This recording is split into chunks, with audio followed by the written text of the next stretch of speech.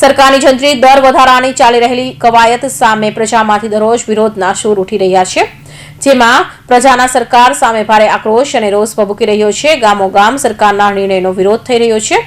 જંત્રીના નવા દર ખેતી તથા ઉદ્યોગ પર ભારે અસર કરશે। ધંધા રોજગાર તથા ખેતી પડી ભાંગવાથી ભીતિ સેવાઈ રહી છે। સરકારની કથિત કવાયત સામે માણાવદર તાલુકાના 58 ગામેના ખેડૂતો તથા નાના મોટા ઉદ્યોગકારોની નારાજગી દર્શાવી છે। આ દરોના વિરોધમાં આજરોજ રેલી સ્વરૂપે જય માણાવદર મામલતદારશ્રીને એક આવેદનપત્ર પાઠવી જંત્રી દરનો વિરોધ નોંધાવ્યો છે। મુખ્યમંત્રીશ્રી તથા સંબંધિત સચિવો, સાંસદ, ધારાસભ્ય વગેરેના ઉદ્દેશીને લખાયેલો આવેદનપત્રમાં જણાવ્યું કે સન 2011માં સરકારે જંત્રીના દર જે જૂના હતા તેમાં વધારો કરવાની કવાયત કરી ભાવ વધારો ઝીકી દીધી હતી અને હવે જંત્રી દર ફરીવાર ડબલ કરવાની સરકાર દ્વારા હિલાચલ ચાલી રહી છે। માણાવદર તાલુકામાં હાલમાં ખેતીની જમીનમાં ભાવ પ્રતિ ચોરસ મીટર 180 થી 200 સુધીની જંત્રી દ્વારા તથા ઔદ્યોગિક હેતુની જંત્રી પ્રતિ ચોરસ મીટર 300 થી લઈ 500 સુધીના દર હતા, જે તારીખ 18/4/2011ની જંત્રી મુજબના હતા। ત્યારબાદ તારીખ 15/4/2023 થી ઉપરોક્ત દર ડબલ કરવામાં આવ્યા હતા અને ફરી પાછો 2024નો નવો મુસદ્દો તૈયાર કરાયો છે। જે આ માણાવદરમાં જંત્રીનો પ્રશ્ન છે બહુ જૂનો છે। 13 વર્ષ આની પહેલા અમે લડાઈ હતી।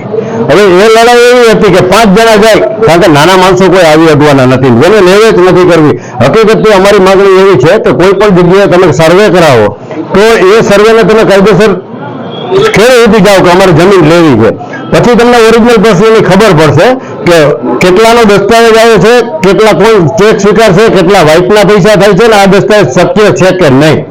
એના માટે અમે આ ઘેરા પ્રશ્નને હવે લાંબો લઈ જવા માંગતા નથી, પણ હવે અમે કાયદાને હાથમાં નથી લેવો, પરંતુ અમે આ વસ્તુ છે ને મતદાન પેટી સુધી જઈને ત્યાં સુધી અથવા નાના મોટા ગાંધીવાદી કોઈ પણ અમારે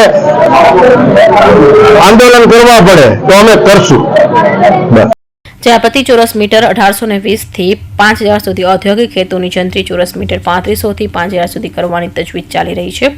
આમ ઔદ્યોગિક હેતુ માટેની જંત્રી મુજબ 1 વીઘાની 70 થી 80 લાખ રૂપિયા થાય છે અને ખેતીના હેતુ માટે જંત્રી 1 વીઘાથી 30 થી 50 લાખ થાય છે। જો આવા દત્તની અમલવારી થશે તો આ તાલુકાનો વિકાસ રૂંધાઈ જશે અને વેપાર જમીનના સોદા અટકી પડશે, ખેતી પડશે, ભાંગશે, વેપારનું નામ નખાઈ જશે।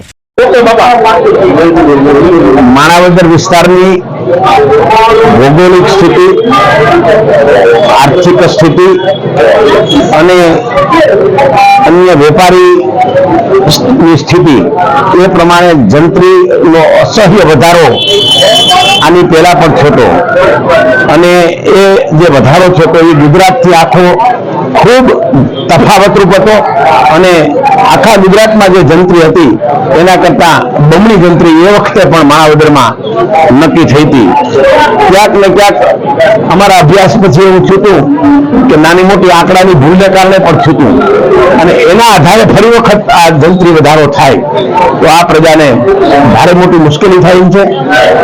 આ પ્રજા કોઈ સંજોગોમાં આ જંત્રી સહન કરી શકે એમ નથી।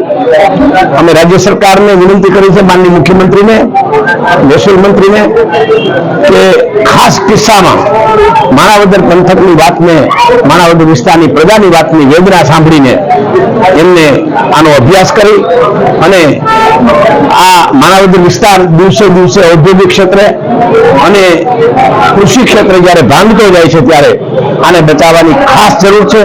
એવા સંજોગોમાં અમે સૌ બોડા પ્રમાણમાં વેપારીઓ, ખેડૂતો, ઉદ્યોગપતિઓ, આગેવાનો અમે રાજ્ય સરકારને આ આવેદનપત્ર માનનીય મામલતદાર સાહેબને દ્વારા આપીએ છીએ।